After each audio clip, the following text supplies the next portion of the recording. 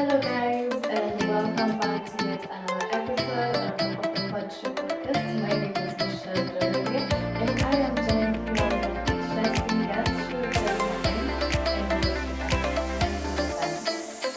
Thank you, Michelle. Thank you for the introduction. My name is Kimari, and I am here on behalf of Farming Rwanda. We do sustainable organic farming, and it's very linked to climate. I know someone might wonder, a farmer, and we're talking about climate. Yeah, so what we do directly impacts the environment in different ways. I'll go in depth on it as you ask me questions, but I can highlight. So one, the materials that we use for the concept that we use for the farming, it's recycled. So these are materials that have been used in flower farms and could have just been dumped somewhere, and we now recycle them into multi-story gardens. And these are kitchen gardens that can last over 10 years. That's the first point about taking care of our environment. We are recycling. Something else about our family is that we are completely organic, and everybody that we interact with, we teach them on how to farm organically because we don't want to poison the soil. Another aspect with the kind of farming that we do, we conserve a lot of water, and we all know how important it is to take care of the limited resource that is water currently. And also something to note, we have also introduced biochar in our kind of farming, and this is a way of trapping carbon into the soil. And yeah, so maybe I can just do that as a brief introduction, and then maybe as you ask questions, we'll go deeper into it. Okay, so tell us, what is Farming Rwanda? So Farming Rwanda is an agribusiness. That is the brand name. If you were to look us up, the official name is Rwanda Innovations Limited, but on the socials we are known as Farming Rwanda. And the name is because the kind of farming that we do and the kind of farming that we're teaching people to do is wonderful. And we're not just and we're not just put in our own homes. It's because, as I mentioned, we are empowering people to farm even in places where they could not farm. Our kind of farming helps you to multiply your space.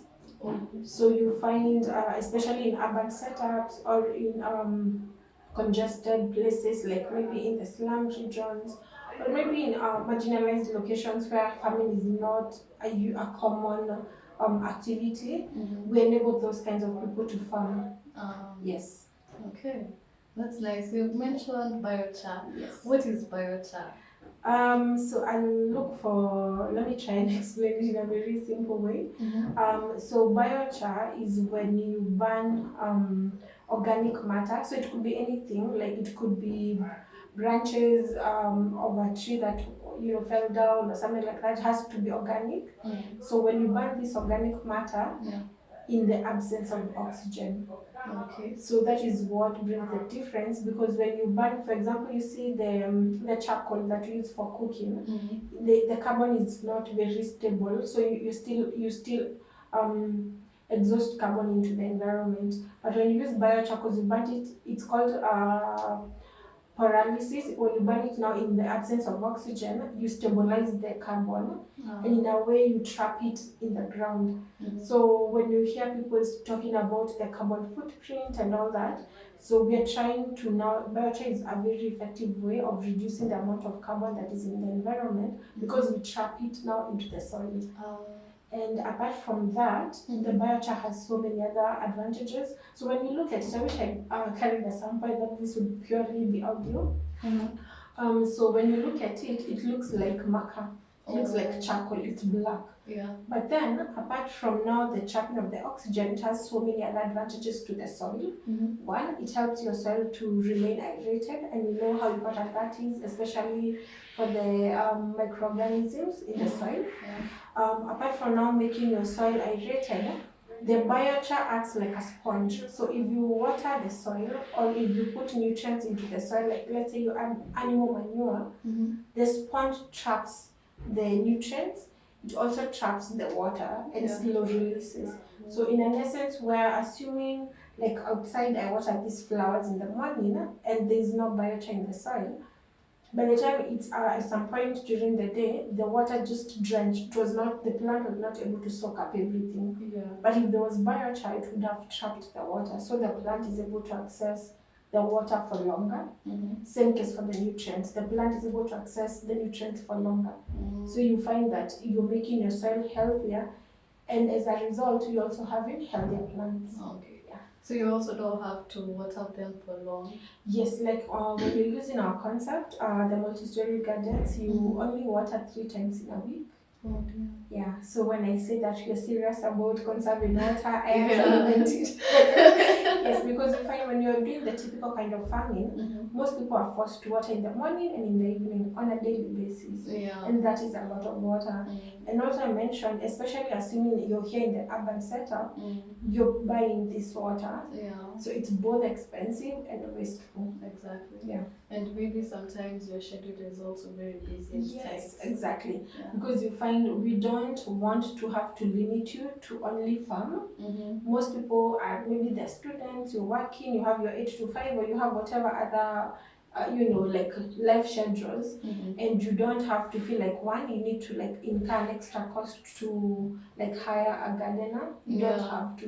You could still find a way to manage your farm and do your other activities, because it's not as demanding as the typical way of farming. Yeah. Yes. Oh, thank you so much. So you're saying someone can be a student and still farm? Yes. Okay. Typically, especially here in the country, we had a very poor image of farming. Yeah. People thought farming is for those people who are dropouts, farming is for those people who are broke, it's for those people who are retired. It was like, when you got into the like when you run out of options, now farming became the thing. And also because farming was when you think about farming, you think of someone taking a djembe, and it's very hard, and it's just not, especially if you've not grown up in the up country, it's just something you would not consider. But then with the new innovations in farming, with the multi-story garden being one of the innovations, and there are also others that are coming up, you find that now the concept of the idea of farming is changing. One, it's not something that it has to be done by someone who is not learned. We have people who are farming, and they also have other careers. Also, farming becomes now easier because it's not labor intensive. The issue of farming having been labor intensive made it like it put off people. But now that you can farm, and like you could have your nails and still farm. So that makes farming fun and easier. Yeah. So guys, be encouraged to be farmers. Be encouraged to be farmers. And not just farmers, they could have different titles. Yes, like myself, I'm a psychologist who is also a farmer. So yeah, you don't have to feel like you can only carry one title. You could farm, and please ensure you mention organic farming. Because we want people to be healthy and we want the environment to be healthier. But farming is something that anybody and everybody can do. So about coming to the organic part of farming. Yes. Can you tell us more about the organic part apart from the biochar and stuff? So apart from the biochar, we also ensure that we do not use any synthetic fertilizers, both in our demo farm and anyone else who has interacted with us. We do not use any synthetic fertilizers. We have focused on using either the animal manure, using compost, or using maybe like store-bought organic fertilizers, depending on the client and the preference. We also don't use any synthetic pesticides, fungicides, and the like. So what we do, because as I mentioned, we want to ensure the sustainability. We don't want to come to your premises, we teach you, and then we leave. And then after that, you go to the aggregate and start buying the synthetics.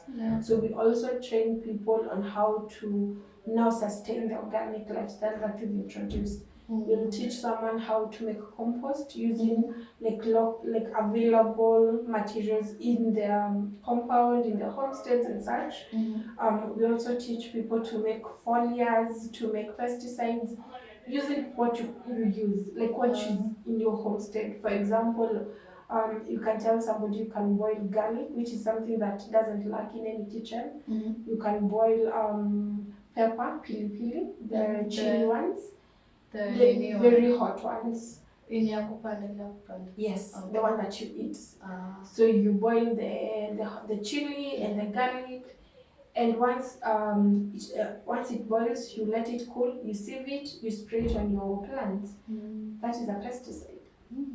You didn't have to use any chemicals, and even if you wanted to consume those greens in the evening, you can still do that. So we teach easy to do homemade solutions to enable sustainability. And of course, if someone is not in a position to make them, there's still companies who are doing a very good job at making all the organic products that you can buy from an agrovet. So it's not that buying from an agrovet is bad, no. It's just that having the information that there is synthetic and there is organic. So even when you go to purchase, you can clearly state that you don't want the synthetics. Yeah. Thank you so much. There are some things I didn't know. Really? Hey, okay. Yeah, it's good to sit with a farmer and talk. Okay. Yes.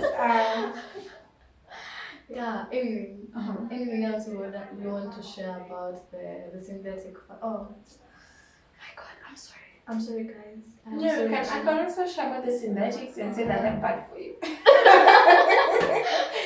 Like for example, I'll give you a very good example.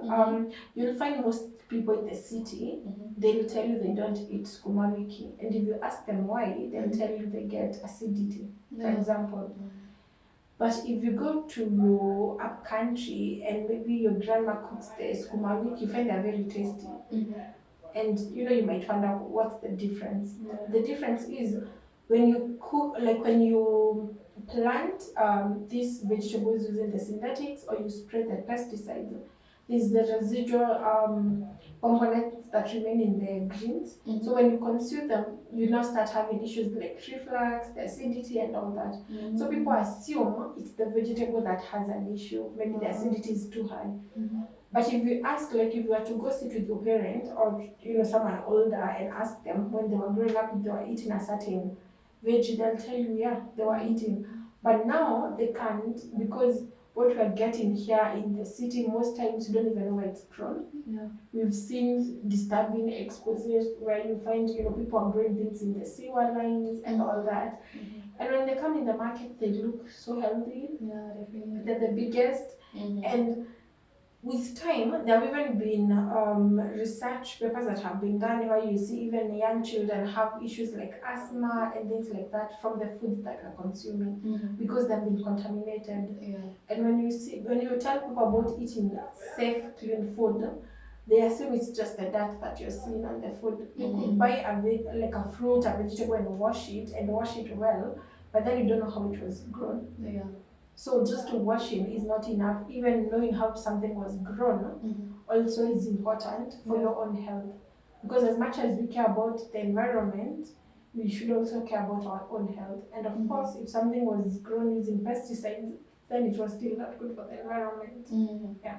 So you've talked about the organic fertilizer, and this organic fertilizer, is it good? Do you like also teach farmers with large scales, large pieces of land, large tracts of land? So when it comes to the organic fertilizer, we can teach you how to make your own, but also there are companies who do that, who make them, and they are certified that it's organic. So if let's say you are doing large scale farming, commercial farming, making your own might be hectic. So it's easier to go and purchase from someone who has quality organic products. We even us as a company, we have like now partners that we work with where we recommend people to purchase from. So if there's a product that we don't have, we can tell you like a credible source on where you can get it. Yeah. Okay, that's nice. That's nice. So you said we are going to be farmers. Yes. I am planning. Because everybody eats. If you eat, then you can be a farmer, and it doesn't have to be complicated. Let me give you a very good example. You're a student. And so in your hostel, maybe you don't have too much room, but you could have just one pot and container where you put like a herb. And you could do something like, let's say peppermint or thyme or something, a random herb. And this herb, just make sure it gets some sunlight, like half the day or something. And when you get in the house in the evening, you just pick a few leaves, put it in hot water, let it stay for like 5 minutes, drink it, and you'll notice just how calming that is. So in essence, you become a farmer because you're growing something that you're consuming and it's organic. So farming is not at you're going to grow your maize and your beans and all these things. No, no, no, no. You could start very small, like with just one pot. Okay. So like me, I want to start farming. Basically, I want to grow like the skuma wiki, the small stuff I need at home to cook my stuff. Maybe I don't know. Yeah. So what advice would you give me? How should I start? So it depends. So mostly I would recommend taking advantage of vertical farming because you'll find most homesteads you don't have that big of a space for your kitchen garden, and also you'd want at least to plant enough for the homestead. So assuming it's a homestead where there's a mother, a father, and like maybe 3-4 kids or something like that. So you don't want to plant a few skumas that even when you pluck they're not enough for a meal. Yeah. So to maximize on whatever space that you have, now you have to use the vertical space. So what we do, we maximize on that. We now use the multi-story gardens, and whatever, assuming we had like a quarter of this space in this room, and then you put a multi-story garden there, it multiplies that space by 10 times. So it was just that small corner, now it's like you're working with this whole room. And with that, you're able to now do more. So, for example, like I've mentioned, for a homestead, a typical homestead, and you have just one multi-story garden, you can get 7 kgs of produce a week. So you see, at least that's 2 solid meals where you've eaten something organic, something clean, and you just needed one garden. So if, let's say, you wanted to do more, because now you find that most people want to also empower themselves. They want to eat healthy and also want to put some money in their pockets. So you could have a couple of multi-story gardens. So you eat, you also sell to your neighbor because we are our brother's keeper. Yeah. Okay, I will consider. So if I want to start, what is the process? So typically, you would tell me the space that you have so that we see if it's enough. So mostly, as long as you have like 2 square meters, that's enough. But even if it was smaller, we can still customize and we can still find options that work for your space, because there's even the option of having a walled garden. This is for someone who has no space, but you have a wall. So you can turn that wall into a garden. So the first step is to tell me maybe like what you're working with. You can send a photo on WhatsApp, you can send a video, and then you tell me the ideas that you have, and then I'll walk you through it. Also is to check if you have access to quality soil, because we typically use loam soil. Apart from that, then we'll go on to find out, do you have like animal manure, do you have compost, would you want it supplied, what kind of veggies would you want planted. We do supply ourselves, but also if you have your own, we can plant for you. So we go through the whole thing, and after I'm done understanding everything that you need, I do a quotation so that it's good to have the transparency. You know exactly what is expected in terms of now the finances. We are not expensive, we are quite affordable. And then now after the quotation, I send it to you, you go through it, and then you can give me the green light. You tell me, I'm okay with this, you can come and do this. Once we've come and we've set up, from there, I do follow up to know how you're going, because we have people who have never farmed, and who, I'm assuming you're in that category. Yeah, so people who have never farmed and now they want to give it a try. So they need the support. So in such a case, one, I maybe randomly check in on WhatsApp or on a call, or I also I make it clear, if you see anything that you're unsure of, just take a photo, take a video, WhatsApp me. It will not be a bother to me. Just send it, and then I can guide you like what could be wrong, what you could what you could do here and there. And we also do random visits. Okay. So, for example, we set up a farm for you, and I'm in the area. I can just call you and be like, "Are you around? Somewhere. Can I come and see how your farm is performing?" Yeah. So, because as I mentioned, this is a setup that should last more than 10 years. So I don't want you giving up before it's like a year or so. And we know it works because in our demo farm, it's right now we are turning 13 years, still using the same structures that were set up. So we know it's something that can, if it's a young family, can serve you from the time your child joins, like play group to the time they're going off to high school, still eating from the same multi-story garden.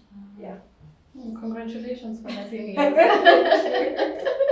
Yeah. Yeah, that is so encouraging. Yeah, I am encouraged. I hope you're also encouraged. Yes, tell them to be farmers. Yeah. Be a farmer. Be a farmer. Be a farmer. Yeah, it's not complicated. Yeah. It's not. Yeah, it's not.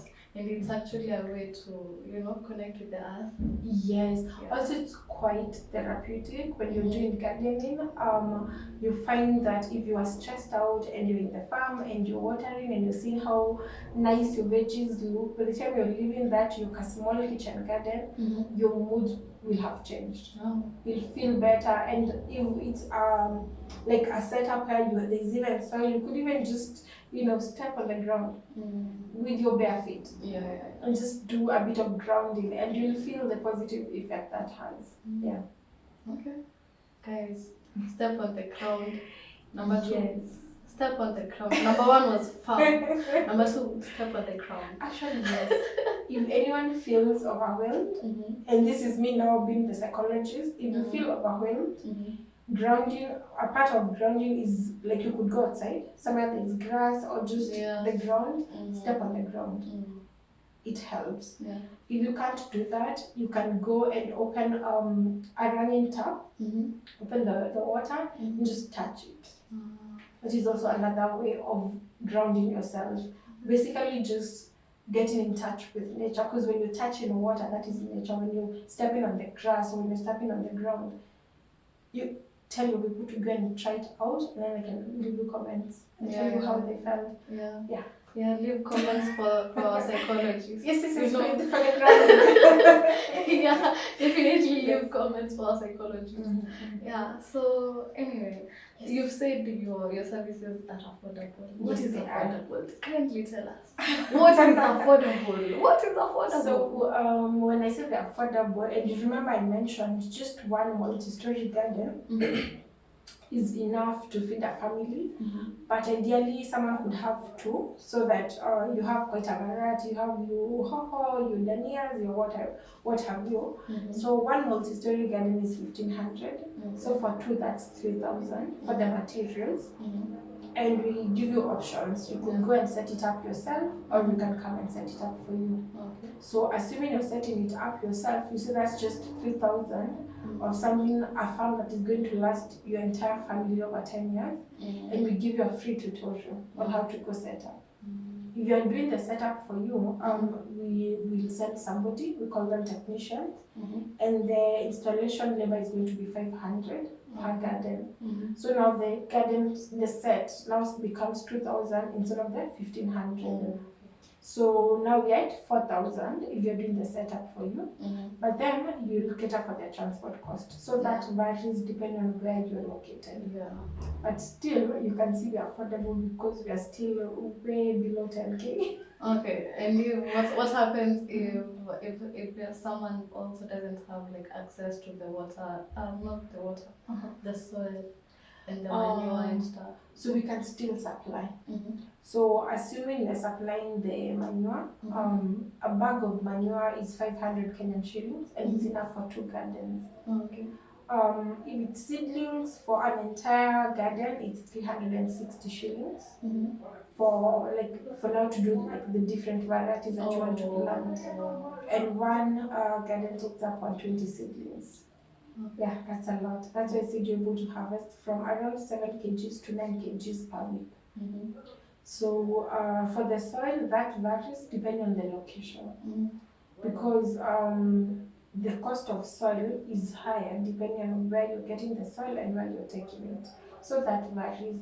But typically, especially if you're not purchasing soil, it's quite affordable for the gardens. Even if you do the whole thing, we supply the gardens, we do the setup, we supply the manure, we supply the seedlings. It's still going to be, assuming you take in one. So you said the materials is 1,500, the labor is 500, that we at 2K. Yeah. For the manure, if you take the entire bag, that's 500. But if you take half, which is enough, that's 250. Okay. And then for the seedlings, that's 360. Mm. So you find we're at what, 3,000 or something. Yeah. Then you have your garden ready, and your family starts eating the veggies within a month. Mm. Yeah. Okay. Okay. So it's not complicated to switch to the organic lifestyle. Definitely considering. I wanted to say I'll consider, but I am definitely considering because I'm an earth girly, guys. I'm an earth girly. I have to connect with nature, you know. Lazima hizi vitu. Yes. Psychologist amesema. Yeah, ground yourself. Especially if you ever feel overwhelmed, ground yourself. It will help. Yeah. Okay. I guess that's all for today. I don't know anything you want to tell our viewers. I think what I would want to say is this. You know, most times when we are eating, we don't really think much about like the quality of the food. We mostly focus on the taste of the food. Like even when people are giving reviews about a certain restaurant or something, they'll say about how delicious the food was, spicy, blah blah blah. But we don't take time to ask ourselves, where did they source the veggies and what have you. So maybe we can try also be intentional in checking on the quality of what we're eating, not just like the taste. Yeah. Because at the end of the day, this is your body. Whatever you consume is going to directly impact how you feel. It's going to directly impact your health. Yeah. And it's better to start early. You don't want to start eating healthy when you're like 50 because you have diabetes or something. Start early. Your older self is going to thank you for it. Yeah. Okay. Wait a minute. I have a question. Yeah, go ahead. So. It's okay. So for me, I am in a rented space. So if maybe like I stay there for like I bring in this vertical garden in like today or maybe this week or this month or this year. Okay. Yeah. And then you move after a bit. Yeah. You move with your garden. Oh, so I can move with it. Yes. Okay. It's something that you can just pick up the materials, move with it. You I can don't even have to- carry the soil if you want. Okay, do I have to disintegrate it so that I can move it? The way that we've made it, it's easy to just unpack it. Let me say that. Because it has 6 layers and they're separate from each other. So I could pick the top and put it aside, pick the next and put it aside. With its own soil? No, without the soil. So if you're moving it, you move it without the soil, because once you put the soil, it's quite bulky. And because it uses around 15 wheelbarrows of soil. So moving that would be bulky. Yeah. So you'd have to first remove the materials, put them aside. You don't move the soil Separately. Yeah. But you can move it. Oh, so hey, that's why you didn't go. I don't know. So this the bottom layer, the bottom layer of that garden. Yeah. Is it like iko na mahali unaweka nika kiondo hivi? No, Ama it's open. It's just holding. Yeah. Because what happens is we set it up anywhere. By the way, we can do it on a balcony, we can do it on the ground. So if it's on the ground, there's no need to put like anything else underneath it. Yeah. But let's say it's on a balcony, someone could decide, because they might move it at some point and they don't want the tiles or whatever to be affected. Now they can put maybe like a piece of paper and then now set up the garden on top. Oh. But it's not a must. Okay. Yeah. So that is what I wanted to confirm. Yeah, I guess it's a bit confusing. No, it's okay. Yeah, but anyway, that's what I wanted to confirm. So guys, you've heard from the psychologist Who is a farmer. psychologist. Yes. Doing psychology on the farm. I didn't say that. Who knows? Maybe I whisper to the veggies and they're happy. Okay. Don't. I have nothing. I have nothing against you. Swiftly move past that. I've just cleared you too. We've not had anything. Yes. Yeah. We're very good, right? But you need to be very zen. Is it, are people still doing that? Like, you're in your calm space, Yeah. But yeah, farming is for everybody. Yeah. Farming is also a way of showing you the art love Mm-hmm. and showing yourself love. I think we can end it at that. Okay. So before Unless you there's another question of it. Yeah. Tell us where we can find you. Oh yes, so you can check us up on social media. Mhm. So on YouTube, Facebook, TikTok, Instagram, and X we're not active. But basically across all of them, just search Farming Wonder. Farming for Ukulima. Or family. Farming, yeah. Farming Wonder, you'll find us. Also, I don't know if I can give my contacts or something. Yeah, feel free. So you can also call, text, or WhatsApp if you have like a question. And the number is quite simple. It's 0724 000070. So it's 0724 000070. So it's 4 zeros. Everyone's at the end. Yeah. Yes. So that one is super simple to remember. Okay. Yeah. So thank you guys. Thank you so much, Jane. You're welcome. For coming and sharing with us how wonderful family is, Yes. and how sustainable it can be, guys. So when you're thinking about sustainability, guys, don't get out of the cocoon of just planting trees. Yeah. Plant your own food, it's also sustainable. You're also giving back to Mother Earth. So with that, I say goodbye, and we shall meet on the other episode next time. I will tell you, but anyway, next time, make sure to hit the notification button so that you will be notified when we drop another episode. So with that, I want to say thank you so much. Don't forget to like, share, subscribe, and also follow us on Spotify, guys. Because when you follow, it also increases the chances of this episode getting to more viewers and more people, so that they can also learn the same way that you have learned. So thank you so much for tuning in to the Pod Show podcast, where we bring you stories of individuals and organizations that are doing so much to save our environment and to make it as sustainable as possible. So bye. We love you guys.